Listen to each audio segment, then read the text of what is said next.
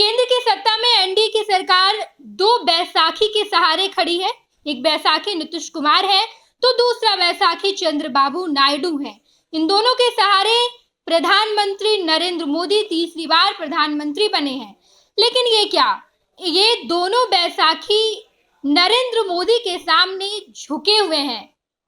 आपको याद होगा जब संसद में मीटिंग चल रही थी, संसद का वो हॉल, भाषण देकर नीतीश कुमार प्रधानमंत्री नरेंद्र मोदी के पास आए और नीतीश कुमार प्रधानमंत्री के पैर छूने लगे, झुक गए उनके सामने। वो नीतीश कुमार जिनके सहारे इस वक्त एनडीए की सरकार है, वो प्रधानमंत्री के सामने झुकते नजर आए।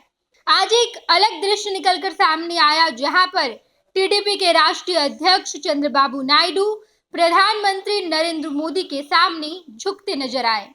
आज चंद्रबाबू नायडू ने आंध्र प्रदेश के मुख्यमंत्री पद की शपथ ली। एस अब्दुल नजीर ने, जो आंध्र प्रदेश के राज्यपाल हैं, उन्होंने ये शपथ दिलाई और उसके बाद जैसे ही आंध्र प्रदेश के मुख्यमंत्री चंद्रबाबू नायडू प्रधानमंत्री के पास जाते हैं, उनके सामने झुक जाते हैं, उनके सामने झुककर उन्हें प्रणाम करने लगते हैं और प्रधानमंत्री उन्हें रोकते हैं। उसके बाद चंद्रबाबू नायडू को प्रधानमंत्री ने गले लगाया है। इन दोनों ही दृश्य को देखकर राजनीतिक गलियारे में ये खबर फैल गई कि आखिर इन दोनों नेता को हो क्या गया है। ये दोनों नेता जिनके सहारे इस वक्त एनडीए की सरकार है, वो दोनों नेता प्रधानमंत्री के सामने झुक गए हैं। वो चंद्रबाबू नायडू जिनके पास एनडीए की सरकार में 16 संख्या है, 16 सांसद हैं, दूसरी तरफ नीतीश कुमार के पास 12 सांसद है और इन दोनों ही पार्टियों की वजह से इस वक्त बीजेपी देश की सत्ता में राज कर रही है। इस बार गठबंधन की सरकार है और इस सरकार में प्रधानमंत्री को तीसरी बार प्रधानमंत्री बनने का मौका नीतीश कुमार और चंद्रबाबू नायडू ने दिया है। लेकिन ये क्या, ये दोनों नेता तो झुक गए हैं प्रधानमंत्री के सामने, झुककर उन्हें प्रणाम कर रहे हैं। हालांकि चंद्रबाबू नायडू उम्र में प्रधानमंत्री नरेंद्र मोदी से छोटे हैं, तो इस नाते वो प्रणाम तो कर ही सकते हैं, इसमें कोई दो मत नहीं है। लेकिन राजनीतिक गलियारे में फैली खबर को कौन रोक सकता है? लोग जो बात बना रहे हैं उस बात को आप कैसे रोकिएगा? लोग ये कह रहे हैं कि चंद्रबाबू नायडू के पास इतनी शक्ति है, इस वक्त उनके सहारे नरेंद्र मोदी इस वक्त प्रधानमंत्री बने हैं।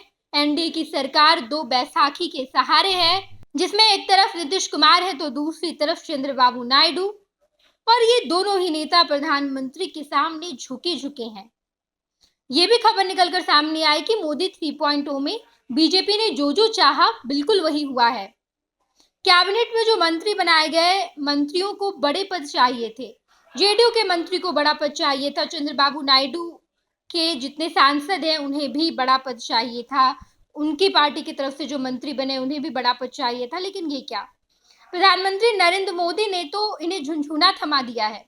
ये भी खबर सामने निकल कर आई कि प्रधानमंत्री नरेंद्र मोदी अपने पास बड़े विभाग रखे, अपने पार्टी के लिए उन्होंने बड़ा विभाग रखा है, लेकिन इन दोनों पार्टी के मंत्रियों को छोटे छोटे विभाग दे दिए, चाहे वो जेडीयू के मंत्री हो, चाहे वो टीडीपी के मंत्री हो।